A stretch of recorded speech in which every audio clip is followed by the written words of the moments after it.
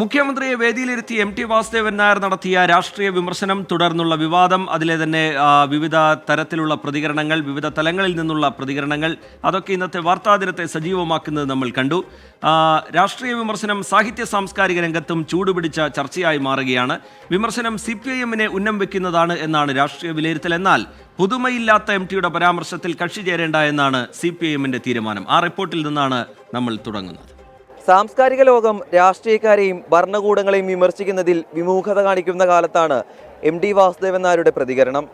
പുറത്തു വന്ന പ്രതികരണങ്ങൾ സാഹിത്യ ലോകം ആഗ്രഹിച്ചു എന്നതാണ് ഓരോരുത്തരുടെയും പ്രതികരണങ്ങളിൽ നിന്നും വ്യക്തമാകുന്നത്. ടി വാസുദേവൻ നായരുടെ വിമർശനം വ്യക്തിയിലേക്ക് ചുരുക്കരുതെന്നും മുഴുവൻ അധികാര കേന്ദ്രങ്ങൾക്കും ബാധകമാണെന്നുമാണ് സാഹിത്യ ലോകത്ത് പലരുടെയും അഭിപ്രായം. അതേസമയം CPIM-ന് ടി ഒരുക്കിയത് ആത്മപരിശോധന നടത്താനുള്ള അവസരമാണെന്ന് NS മാധവൻ പറഞ്ഞു.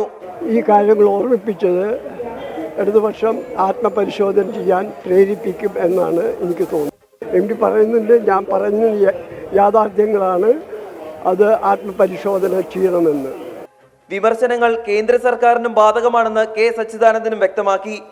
ആർക്കെങ്കിലും ആത്മവിമർശനത്തിന് വഴിയൊരുക്കിയാൽ നല്ലതാണെന്നാണ് പരിപാടിക്ക് ശേഷം ടി പറഞ്ഞതെന്ന് എഴുത്തുകാരൻ NE സുധീറും വ്യക്തമാക്കി. ടിയുടെ വിമർശനം കേന്ദ്ര സർക്കാരിനെതിരെ ഉള്ളതാണെന്ന് പ്രതികരിച്ച് പ്രതിരോധം തീർക്കുകയാണ് ഇടതു നേതാക്കൾ. എന്തിനാണ് അദ്ദേഹത്തെ പോലെ സാംസ്കാരിക രംഗത്തെ, സാഹിത്യ രംഗത്തെ ഒരു വലിയ വയോവൃദ്ധനായിട്ടുള്ള ഒരു വലിയ നേതാവ്, എന്തിനാ അദ്ദേഹത്തെയൊക്കെ വീണ്ടും വീണ്ടും വിവാദത്തിലേക്ക് വലിച്ചിഴച്ച് വേണ്ടാത്ത വിവാദമുണ്ടാക്കുന്നത്? വീണ് കിട്ടിയ അവസരം ആയുധമാക്കുകയാണ് UDF-ഉം BJP-യും. അദ്ദേഹം മുഖ്യമന്ത്രിയെ വേദിയിലിരുത്തി പറഞ്ഞ മൂർച്ചയേറിയ വാക്കുകൾ ഒരു കാരണവശാലും ബധിരകരണങ്ങളിൽ പതിക്കരുതെന്നാണ് എൻ്റെ വിനയപൂർവമായ അഭ്യർത്ഥന. കാരണം കാലത്തിൻ്റെ ചുവരെഴുത്താണ് അദ്ദേഹം വായിച്ചത്. ഈ കാലം ആവശ്യപ്പെടുന്ന കാര്യമാണ് അദ്ദേഹം പറഞ്ഞത്. വിവാദത്തിൽ ടി വാസുദേവൻ നായർ ഇതുവരെയും നേരിട്ട് പ്രതികരിച്ചിട്ടില്ല. പുതുമയില്ലാത്ത ടിയുടെ പരാമർശത്തിൽ കക്ഷി ചേരേണ്ടെന്നാണ് CPM തീരുമാനം. എങ്കിലും പ്രസംഗത്തെ തുടർന്നുള്ള രാഷ്ട്രീയ ആരോപണങ്ങളും വ്യാഖ്യാനങ്ങളും ഇപ്പോഴും തുടരുകയാണ്. രാജേഷ് വെള്ളരിക്കുണ്ടിനൊപ്പം രാഹുൽ സുരേഷ്, 24 കോഴിക്കോട്. പൊതുജനം കഴുതയല്ല സാർ. ടി വാസുദേവൻ നായരുടെ വിമർശനം രാഷ്ട്രീയ സാംസ്കാരിക രംഗത്തെ ചൂടുപിടിപ്പിക്കുകയാണ്. പരാമർശത്തെ അനുകൂലിച്ചും പ്രതികൂലിച്ചും രണ്ട് ചേരികളായാണ് അഭിപ്രായ പ്രകടനങ്ങൾ പുറത്തുവരുന്നത്. ടിയുടെ വിമർശനം ആർക്ക് നേരെ എന്നുള്ള ചോദ്യമാണ് പ്രധാനമായും ഉയർന്നു കേൾക്കുന്നത്. അതാണ് വലിയ ചർച്ചയായിക്കൊണ്ടിരിക്കുന്നത്. ഈ സാഹചര്യത്തിൽ 24 ഇന്ന് പൊതുജനങ്ങളോട് ചോദിച്ചത് ഇതേ ചോദ്യമാണ്. കാണാം ജനങ്ങളുടെ പ്രതികരണം. സംസാരിച്ചത് ഒന്നല്ലേ മുഖ്യമന്ത്രി അല്ലെ കേന്ദ്രത്തിനെതിരെ, അത് വ്യക്തമായി ഇയാൾ പറയണം ആർക്കെതിരെയാണെന്നുള്ളത്. കേന്ദ്രത്തിനെതിരെയാണെ കേന്ദ്രത്തിനെതിരെ, മുഖ്യമന്ത്രിക്കെതിരായിട്ട് പറയാനുള്ള കാരണം എന്ന് വ്യക്തമാക്കണം. പുള്ളിയല്ലേ വ്യക്തമാക്കണം, വേറെ ആരാണ്?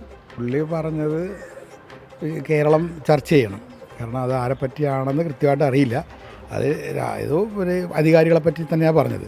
പക്ഷേ അത് കേരളം ചർച്ച ചെയ്യണം, അത്രേ ഉള്ളൂ. വിവാദപരമായ ഒരു വശം മാത്രമല്ല അതിനുള്ളത്, അത് പൊളിറ്റിക്കൽ പ്രാധാന്യമുള്ളതാണ് ഇന്ത്യൻ കോണ്ടെക്സ്റ്റിലും ഒരു ആഗോള സാഹചര്യത്തിലൊക്കെ.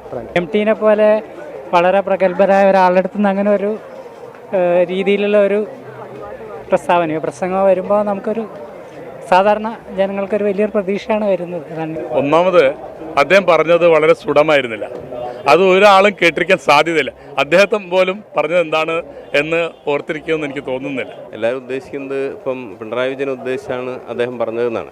അതൊക്കെ ഒരു വ്യാഖ്യാനമാണ്, ഓരോരുത്തരുടെ വ്യാഖ്യാനമായിട്ടാണ് എനിക്ക് തോന്നുന്നത്. ലോകത്തെവിടെയായാലും ഏത് സമയത്തും 24 വാർത്തകളും ഓഗ്മെന്റഡ് റിയാലിറ്റി പാക്കേജുകളും എക്സ്പ്ലെയിനറുകളും വിശദമായി കാണാൻ ഞങ്ങളുടെ YouTube ചാനൽ നിങ്ങൾക്ക് സബ്സ്ക്രൈബ് ചെയ്യാം.